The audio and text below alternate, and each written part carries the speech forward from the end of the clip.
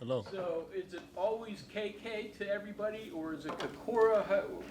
What's the norm?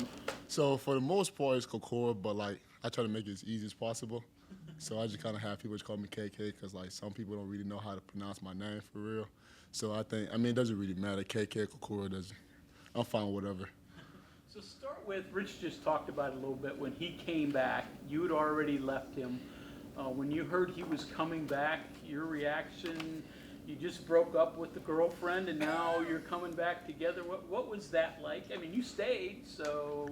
I mean, it was a blessing in a way because just having my old coach back and having a coach that also understands me in a way, and just being a part of his program, seeing how he pushes the player, how he pushes me when I first got there.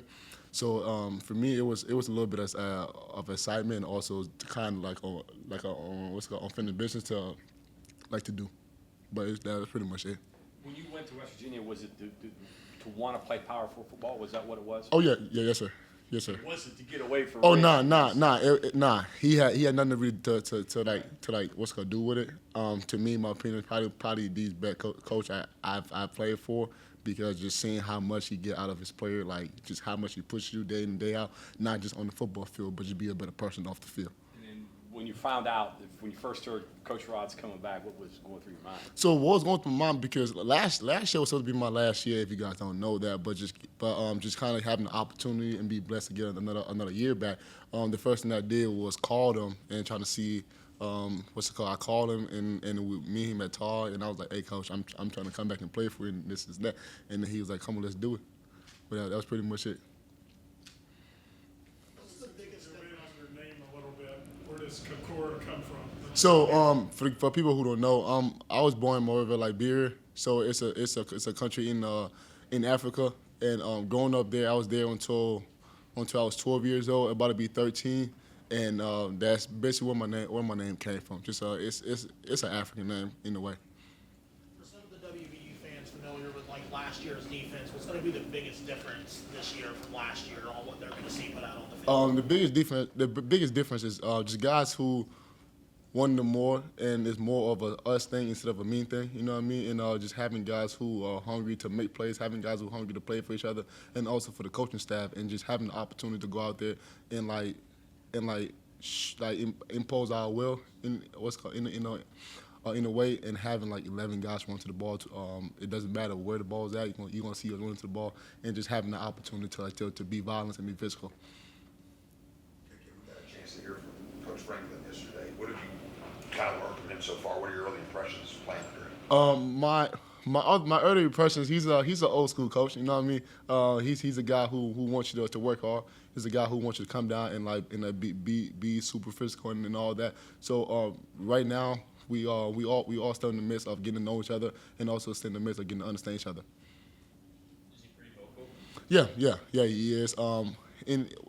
In the meeting room, he tried his best to get us to understand the details part of the playbook, and on the field because he's a guy who wants you to take what you learn in the meeting room on the field, and once you don't do that, he's super vocal about it because it's something that he goes over and he takes his time on going over. How exciting is this scheme for you as a safety? It's a blessing. Play in the 2 years ago, play corner and safety in the two years ago. So it's pretty exciting being able to know what the corner got going on, also knowing what the safety got going on. It's kind of being like a football junkie or a playbook junkie, and just kind of having my head in the playbook, and knowing how everything work around me. You said are you the only guy who's ever played for Alley before? Oh no.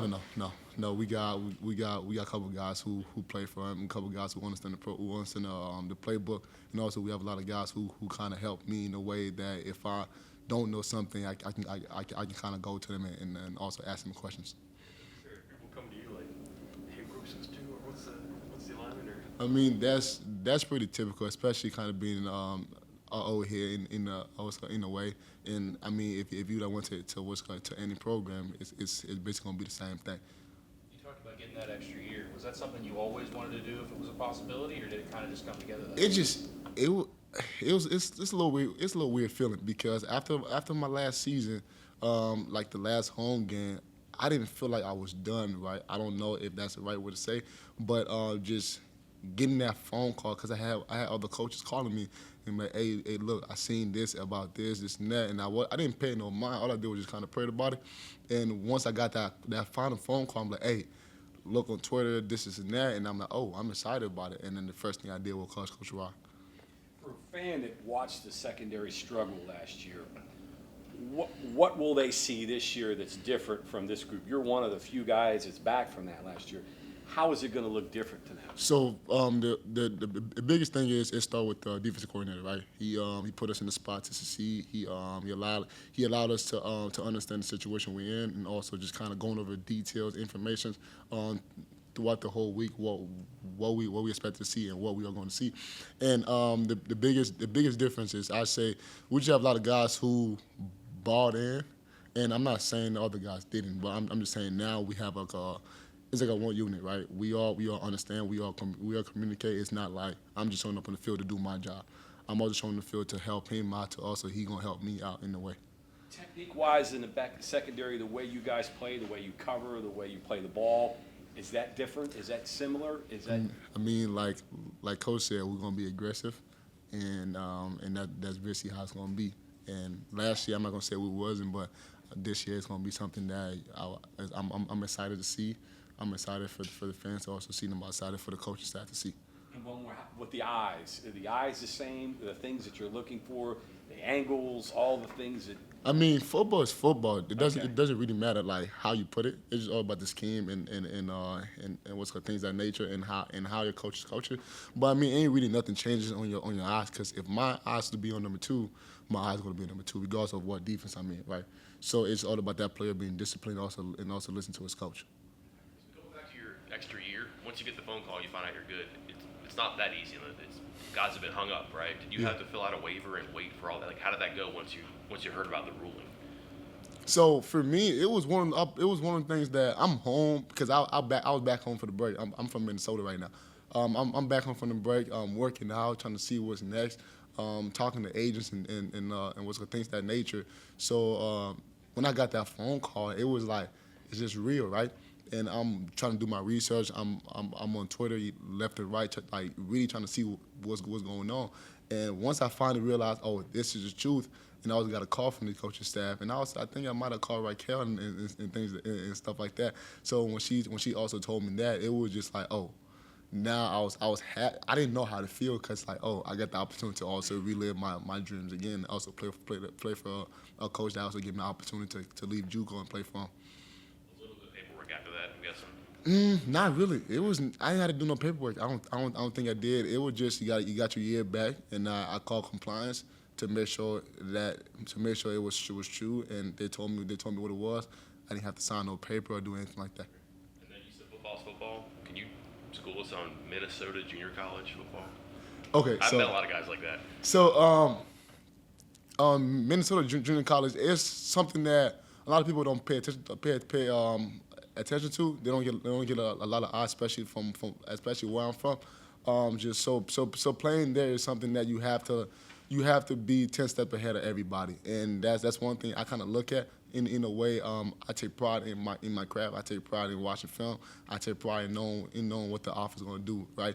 So when I was there, my biggest thing was to know everything that's going on with the offense, and I spend more time in the film room than I did in the classroom. And not to say I was a bad student at the end of the day, I ended up having a great GPA, graduated, and all that. So give us a little bit more of your backstory in terms of your family immigrating from Liberia. What brought them to the U.S., and then the decision to ultimately play football. A lot of kids in their 13, 14, it's a little late to pick it up. Yeah. So get us there. How'd you get to America? How'd you get to football? So for me, so back in Africa, we used to watch football, and I've said it before, but everybody when I was watching football in Liberia, people thought that to play football you got to be this big old dude, you got to be a giant, this and that. But that's kind of how they looked at it, right?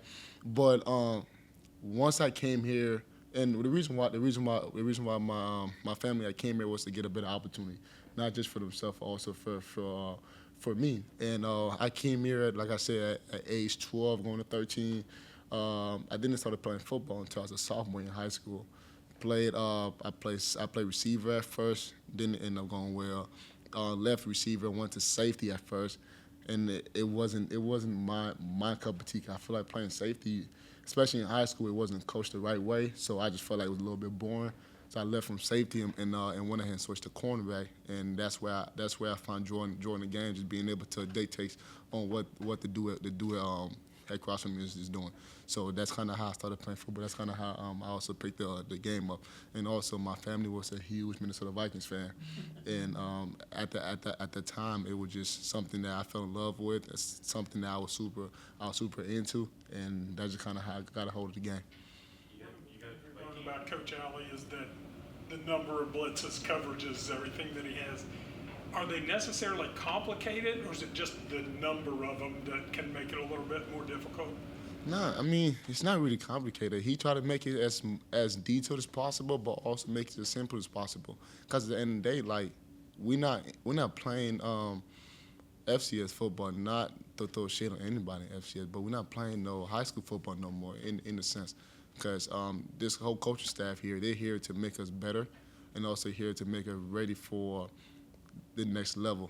Because a lot of times guys come in and think you just trying to play college football. Nah, it's the coach's mindset here is how can I get him ready to play at the NFL level, right?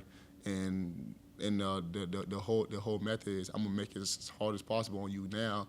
So after you leave here, when you get out there in the real world, it's like, oh, this is easy, right? And that's just kind of how it is. What makes you believe you're ready?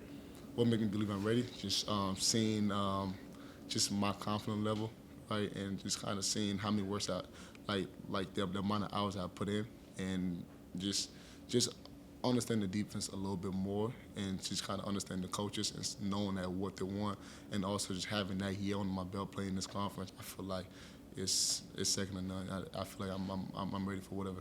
Did you get Vikings games in after, or was that after you moved? Nah, so I was just watching football. I didn't really know what team it was, but I started watching the Vikings when I first came here because my people I was staying with was a huge Minnesota Vikings fan. Was it NFL games? Yeah, it was NFL games. Thank you. No problem. Hey, appreciate y'all.